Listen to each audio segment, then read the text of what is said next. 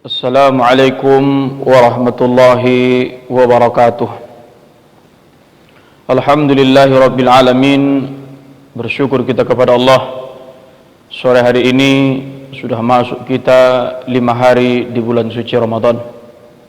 Salawat dan salam Allahumma salli ala Sayyidina Muhammad wa ala alihi Sayyidina Muhammad. Assalamu alayka ya Rasulullah, assalamu alayka ya Habibullah. Jemaah yang dimuliakan Allah Subhanahu wa taala, menyambung kajian kita yang kemarin tentang pentingnya menjaga hati. Menjaga hati sama dengan menjaga titipan ilahi. Karena hatilah yang menjadi kerajaan di dalam tubuh seseorang. Ketika hatinya baik, maka akan bergeraklah seluruh anggota tubuhnya ke arah yang lebih baik.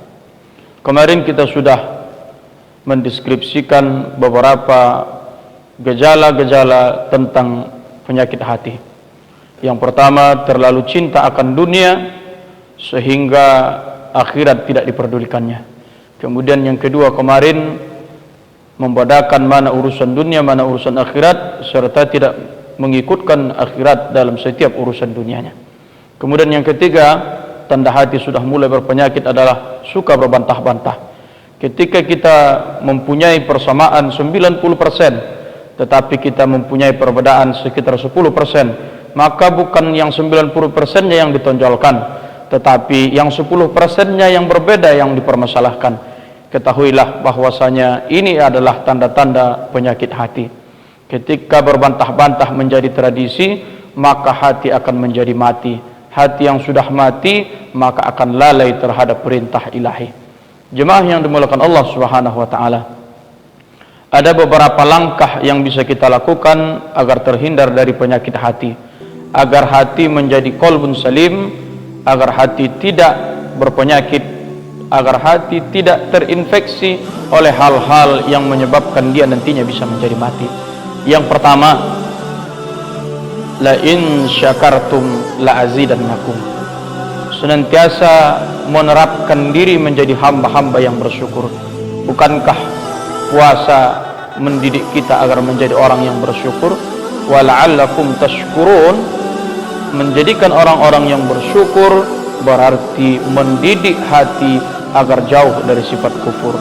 Kalau sudah kufur, wala in kafartum inna azabi lasyadid. Saya punya 10 jari. Ketika 10 jari saya ini sehat, saya jarang mensyukurinya. Merasa bahwasanya nikmat Allah itu sedikit. Merasa bahwasanya Allah itu tidak banyak memberikan saya rezeki. Tetapi tiba-tiba suatu hari dari 10 saya 10 ini sakit-sakit. 9 sehat, cuma sakit satu.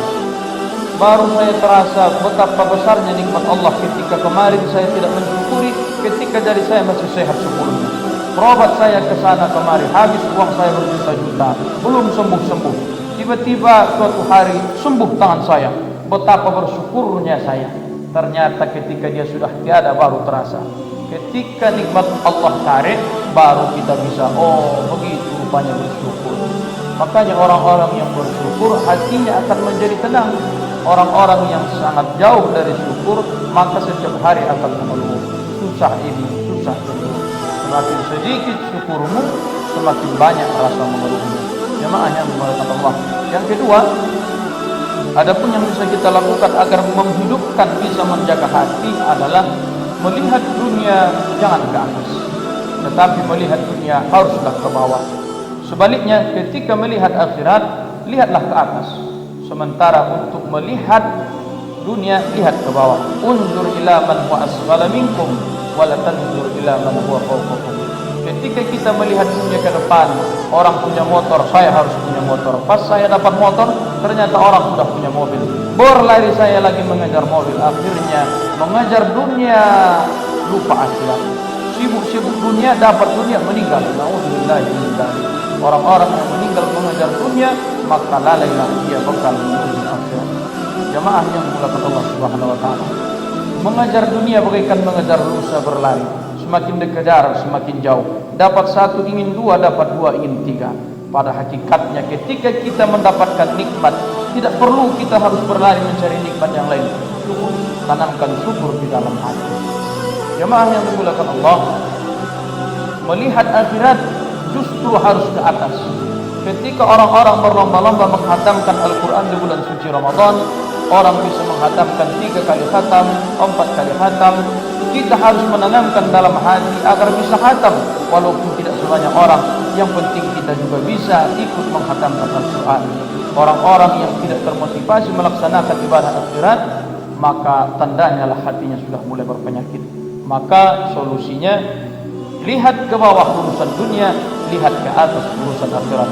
Insya Allah ketika dunia ada di tangan kita dan akhirat di hati kita, maka hati akan terjaga daripada sifat-sifat yang menyebabkan hati mati. Ketika hati terjaga, maka rasa syukur akan tertanam di dalam hati. Orang yang sudah bersyukur, maka kebahagiaan akan terpancar di setiap harinya. Mudah-mudahan besok bisa kita lanjutkan kembali tentang makna menjaga hati. Wassalamualaikum warahmatullahi wabarakatuh.